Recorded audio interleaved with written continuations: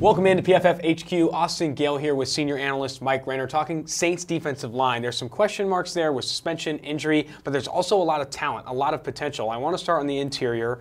David Onyemata and Sheldon Rankins. Onyemata suspended for week 1. Rankins coming back from an Achilles, but both of these guys played extremely well last year. Yeah, there's definitely some red flags going around with this defensive line, but there's reason to think that if everything gels, if everything goes right, if you told me at the end of this year that they have a top 3 defensive line in all of the NFL, I wouldn't be surprised just how much talent is in this group, and it starts with these two on the interior. Sheldon Rankins looked like he was poised to join that elite group of defensive tackles this next season.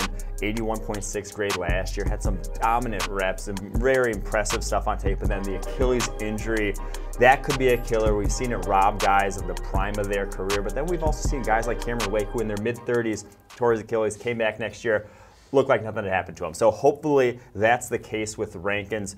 And Onyemata, if I had to pick one guy on defensive line for any team in the NFL to have a breakout season, I think it's going to be him. We've seen this sort of grade progression over the course of his career with the New Orleans Saints. Coming out of Manitoba, Canada, didn't even play college ball here in the U.S., 57.2 grade as a rookie, 71.6 grade in year 2, and then 81.2 grade in year 3 down the stretch was fantastic for them. I think he's going to take that next step in year 4 after that 1-game suspension. Onyemata, you can kind of bake on him continuing to improve as he gets a feel of the speed of the game, the NFL game. With Rankins, that Achilles is very much different from an ACL. I think you hope he can come back from that, similar to Cameron Wake, but like you said, some dominant reps. You can hope you see him return to form. Moving to the edge, staying in the interior defensive line, Malcolm Brown. They added him this offseason. He's never been a top defensive prospect in the NFL, a good run defender, not a great pass rusher. What do you see him adding in New Orleans? Yeah, never lived up to the first-round hype, was more run defense than pass rush, but to be honest, they could use that with what they have on the Saints interior. They're one of the better run defenses in the NFL, but a lot of this is what Cam Jordan brings on the outside.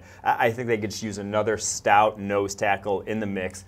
That's going to be what Malcolm Brown brings to the table. No questions about what he can do as a run defender. A nice rotational interior defensive lineman on early downs to allow Rankins maybe some rest to get on pass rushing downs and make some plays. Moving to the edge, first and foremost, Cameron Jordan, easily one of the best defenders in the NFL, one of the best edge defenders in the NFL. You know what you're getting from him. It's top premier play. Opposite of him, Marcus Davenport, a guy they traded 2 first-round picks to get to. He needs to take that next step in year 2. Yeah, Cameron Jordan has 3 seasons now straight of elite level play, 90+ grades. I just expect that to continue, the way he holds the edge as a run defender and pushes the pocket as a pass rusher.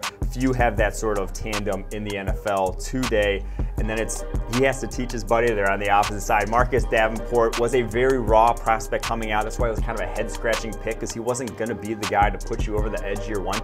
He just had so much to work on, but he saw the flashes from him. He has elite length, elite explosiveness, elite size. You can just put kind of all that together, like I said, learn from Cameron Jordan on the opposite side and get 2 dominant reps, 2 dominant edge rushers there off the edge. A lot to like for the New Orleans Saints defensive line. With Davenport, again, it's so much potential. Onyemata, can he take that next step? Potential. Can he come back from the Achilles with Rankins? Potential. Exactly. They have so much potential to be a top 3 defensive line. Like you said, it wouldn't surprise you. It's going to be exciting to see if that all pans out. For more content like this, go ahead and subscribe to Pro Football Focus's YouTube channel, or go ahead and go to the site at profootballfocus.com.